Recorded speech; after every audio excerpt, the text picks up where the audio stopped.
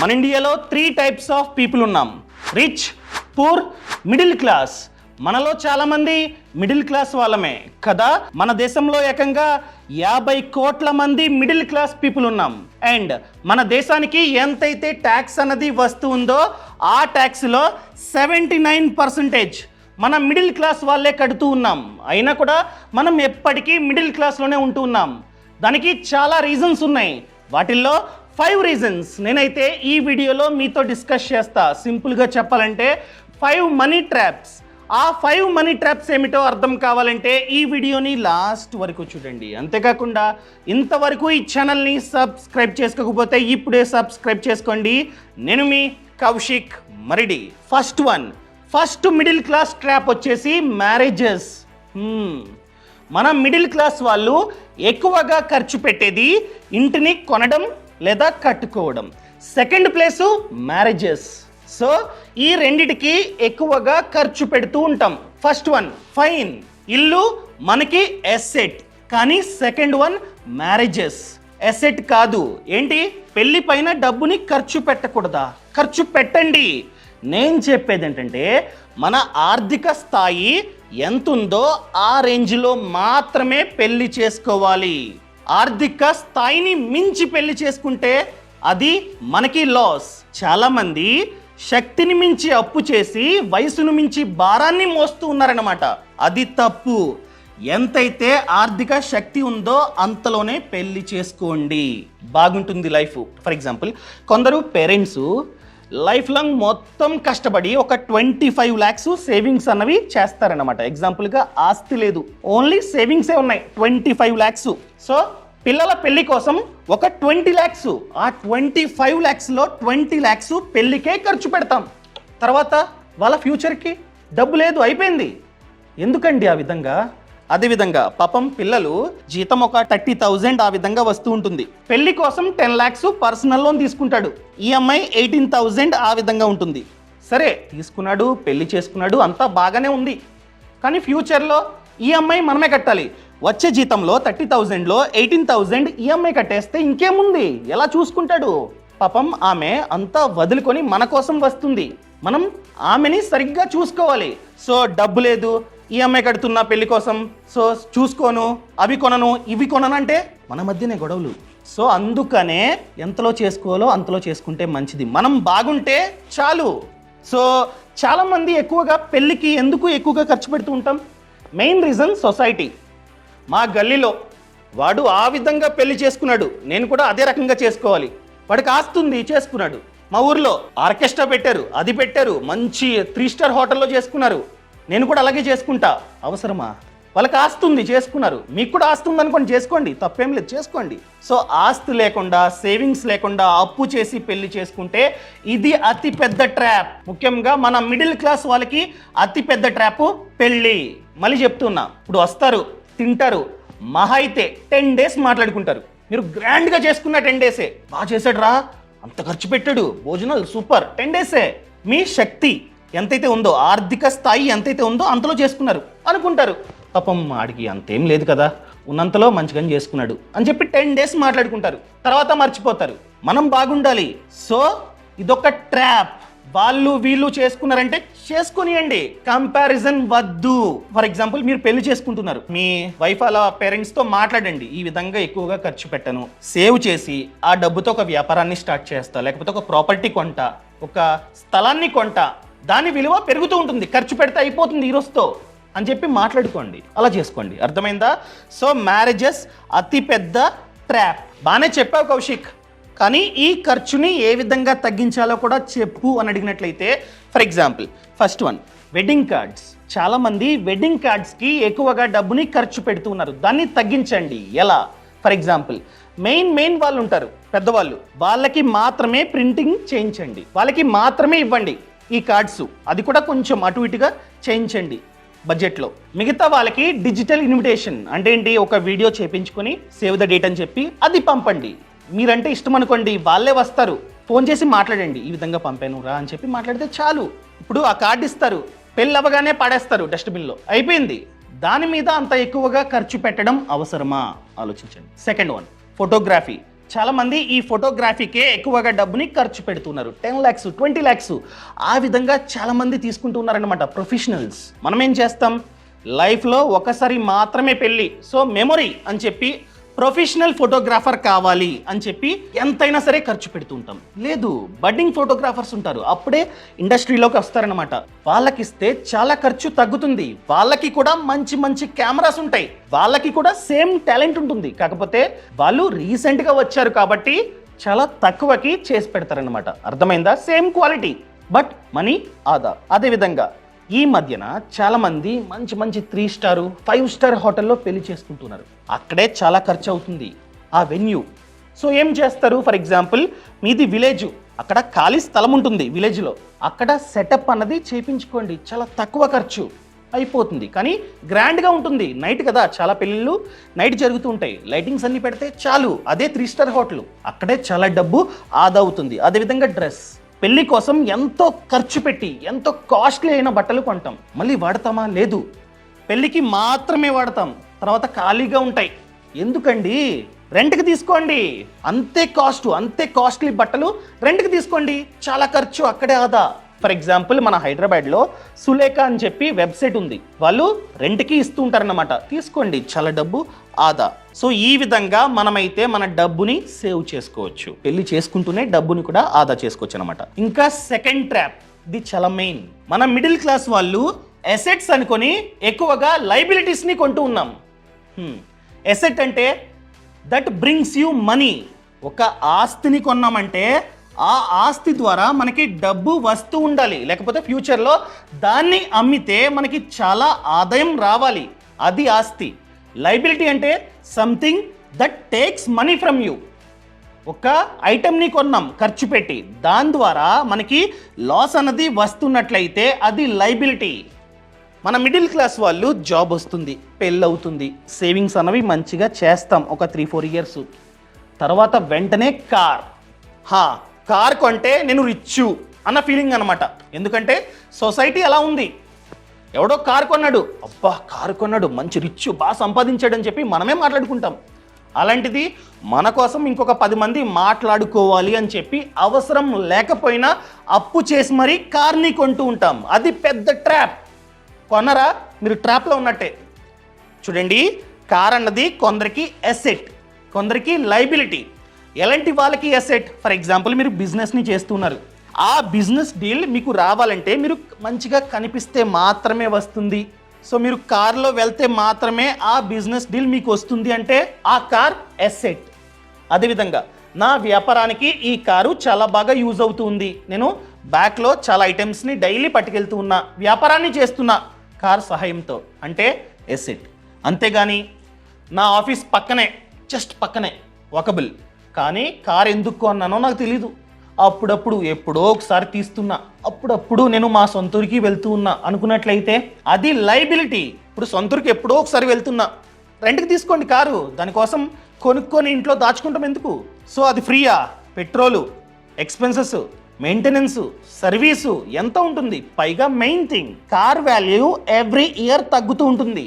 Car కొన్నాం, ఒక 5 days ఇంట్లో పెట్టుకున్నాం, 5 days తర్వాత అమ్మాలి అనుకున్నట్లయితే కార్ వాల్యూ 10% తగ్గుతుంది. షోరూమ్ నుంచి బయటికి తీసుకురాగానే కార్ వాల్యూ 10% తగ్గుతుంది. అదేవిధంగా ఎవ్రీ ఇయర్ కార్ వాల్యూ 20% తగ్గుతూనే ఉంటుంది, వాడినా వాడకపోయినా. అర్థమైందా? అలా చూసుకుంటే కార్ అన్నది లైబిలిటీ. అదేవిధంగా కొందరు ఏం చేస్తారంటే హోమ్ లోన్ తీసుకొని అపార్ట్మెంట్లో, మళ్ళీ చెప్తున్నా, అపార్ట్మెంట్లో ఒక ఫ్లాట్ కొంటారు. సో చాలామంది అది నాకు ఆస్తి అనుకుంటారు, కానీ చాలామందికి అది కూడా లైబిలిటీయే. ఎందుకు? ఫర్ ఎగ్జాంపుల్ మీరు సిటీ బయట ఎక్కడో అపార్ట్మెంట్లోని ఫ్లాట్ని కొన్నారు, అక్కడి నుండి మీ ఆఫీసు 30 kilometers, డైలీ కార్లో వెళ్తూ వస్తూ ఉన్నారు. సో ఖచ్చితంగా పెట్రోల్ ఖర్చు, చాలా టైము వేస్ట్. అదేవిధంగా హెల్త్, అది కూడా వేస్టే. ఫర్ ఎగ్జాంపుల్ మీరు 1 కోటి పెట్టి ఆ ఫ్లాట్ని కొన్నారు, సో ఎక్కువ, ఆ 1 కోటిలో ఎక్కువ అమౌంట్ని మనమైతే ఆ ఫ్లాట్ కన్స్ట్రక్షన్కి ఖర్చు పెట్టాం. ఎందుకంటే ఆ ఫ్లాట్ లైఫ్ అన్నది, ఆ అపార్ట్మెంట్ లైఫ్ అన్నది 60 to 100 years తర్వాత పడగొడతారు. అలా పడగొట్టిన తర్వాత నా షేరు ల్యాండ్ నాకు ఇవ్వండి అంటే మనకు వచ్చేది చాలా చిన్న ల్యాండ్, చాలా చిన్నది. అందరికీ పంచాలి కదా. సో ఆ చిన్న స్థలాన్ని అమ్మితే ఏముండదు, అయిపోయింది, లాస్. అది మనకి లైబిలిటీ. అర్థమైందా? ఫర్ ఎగ్జాంపుల్, మీరు ఇండివిజువల్ హౌస్ని కొన్నారు. ఆ స్థలంలో ఎంతైతే ఇల్లు ఉందో అదంతా మనదే కదా, కింద స్థలం కూడా అంతా మనదే. సో ఆ కన్స్ట్రక్షన్ వాల్యూ తగ్గినా కూడా, ఫ్యూచర్లో పడగొట్టినా కూడా, కింద ఎంతైతే పెద్ద స్థలం ఉందో అది మనదే. సో దాని వాల్యూ ఎంతో అయి ఉంటుంది ఫ్యూచర్లో. సో అది మనకి ఆస్తి, ఎసెట్. సో ఆలోచించుకొని మనమైతే మన డబ్బుని ఖర్చు పెట్టాలి. అదేవిధంగా షేర్స్ని కొంటాం, లేకపోతే మ్యూచువల్ ఫండ్లో మన డబ్బుని పెట్టుబడి పెడుతూ ఉంటాం. మనం 1 year లేకపోతే 6 months ఉంచేసి మనం విత్డ్రా చేస్తే, అంటే ఆ షేర్స్ని అమ్మేసి ఆ మ్యూచువల్ ఫండ్ యూనిట్స్ని విత్డ్రా చేసుకుంటే మేబీ అది మనకి లైబిలిటీ అవ్వచ్చు. ఎందుకంటే ఎప్పుడైనా సరే స్టాక్ మార్కెట్ కావచ్చు, మ్యూచువల్ ఫండ్స్ కావచ్చు, లాంగ్ టర్మ్లో మనకి ప్రాఫిట్స్ని జనరేట్ చేస్తాయి. మనం 5 years, 10 years, 20 years తర్వాత ఆ షేర్స్ని అమ్మితే దాని వాల్యూ ఖచ్చితంగా పెరుగుంటుంది. అప్పుడు అవి మనకి ఎసెట్స్. అర్థమైందా? మనం ఎక్కడైతే పెట్టుబడి పెడుతున్నామో సరైన టైం ఇవ్వకుండా మిడిల్లోనే విత్డ్రా చేస్తే అది మేబీ మనకి లైబిలిటీ అవ్వచ్చు. అదేవిధంగా చాలామంది పెళ్ళిళ్ళ కోసం గోల్డ్ ఆర్నమెంట్స్ కొంటారు. పెళ్ళి అవ్వగానే ఏదో ఒక ప్రాబ్లం వచ్చి అమ్మేస్తూ ఉంటారు. అది కూడా మనకి మేబీ లైబిలిటీ అవ్వచ్చు. ఎందుకంటే మేకింగ్ ఛార్జెస్, అదేవిధంగా జిఎస్టీ, వేస్టేజ్ ఛార్జెస్ చాలా ఉంటాయి. ఫర్ ఎగ్జాంపుల్, ఈ ఉంగరం ఉంది, ఈ బంగారం విలువ 1,00,000 అనుకుందాం. సో నేను చేపించా ఈ విధంగా, దానికి అన్ని ఛార్జెస్ పడతాయి, మేకింగ్, వేస్టేజ్, జిఎస్టీ. సో ఆ ఛార్జెస్ ఇంకొక 30,000 అవుతాయి. టోటల్గా 1,30,000 నాకు ఖర్చు అవుతుంది. నేను 1 month ఉండి అమ్మాలి అనుకున్నట్లయితే నాకు వచ్చేది 1,00,000. ఆ ఛార్జెస్, గిర్జెస్ ఎవరివ్వరు.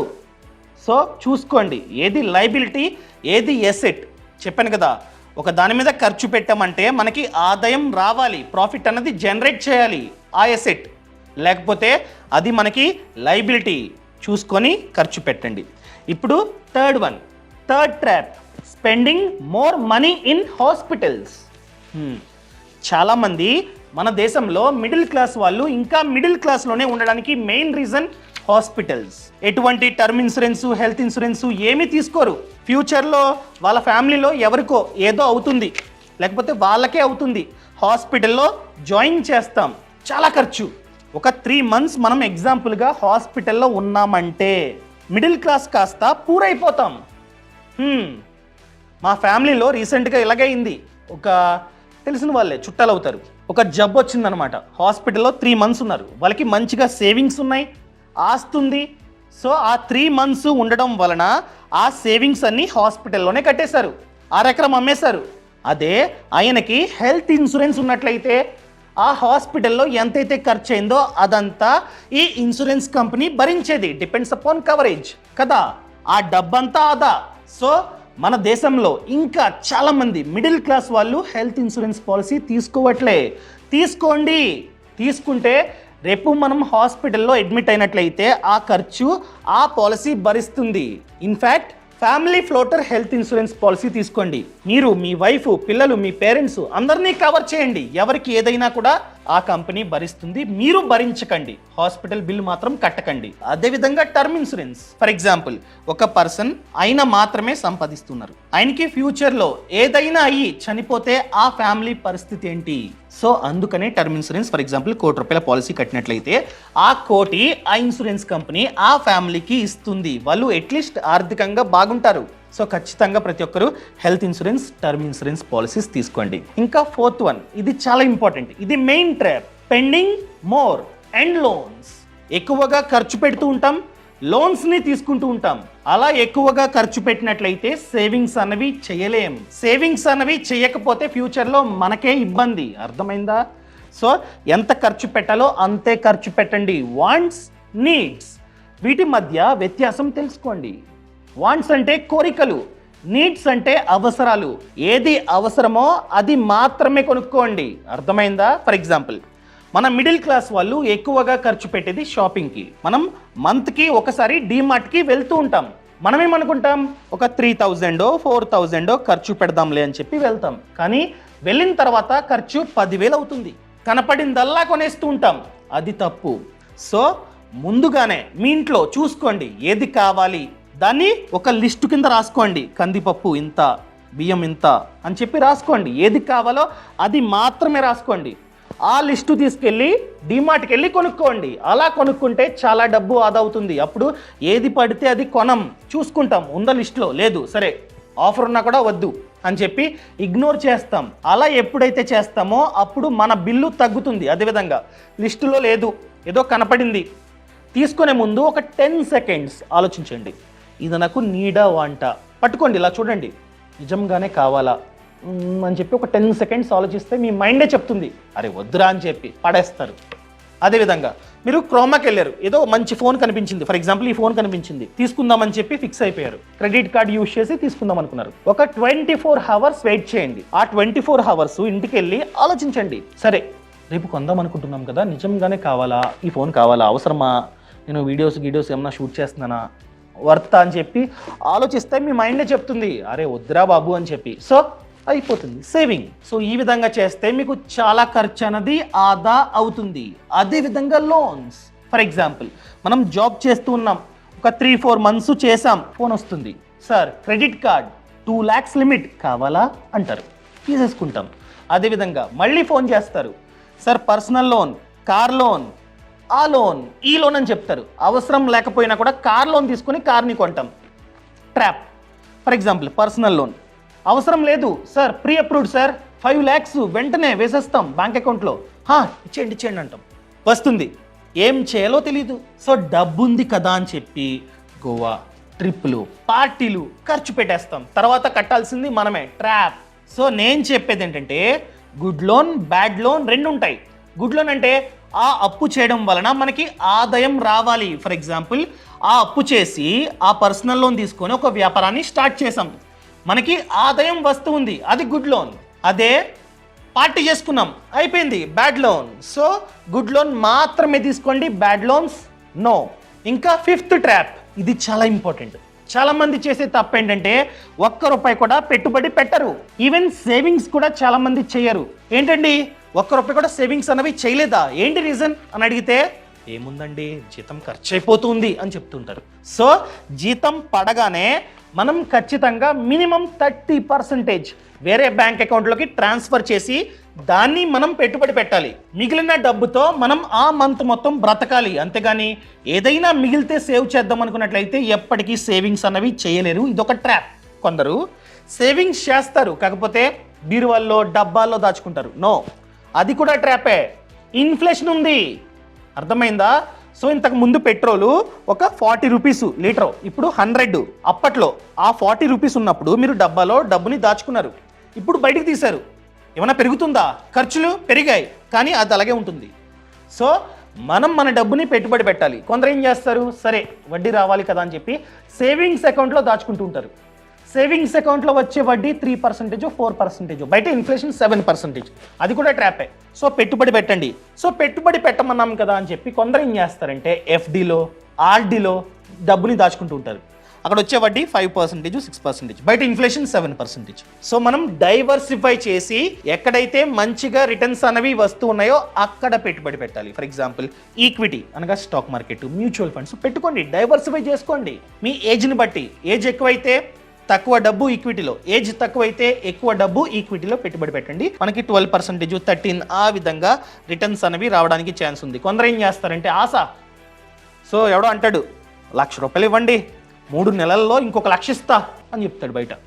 అబ్బా లక్ష అని చెప్పి ఇన్వెస్ట్ చేస్తాం, తర్వాత గోవింద. ఇలా చాలా జరిగాయి. సహారా గ్రూప్ అని, అగ్రిగోల్డ్ అని చాలా ఉన్నాయి. సో అత్యాశ వద్దు.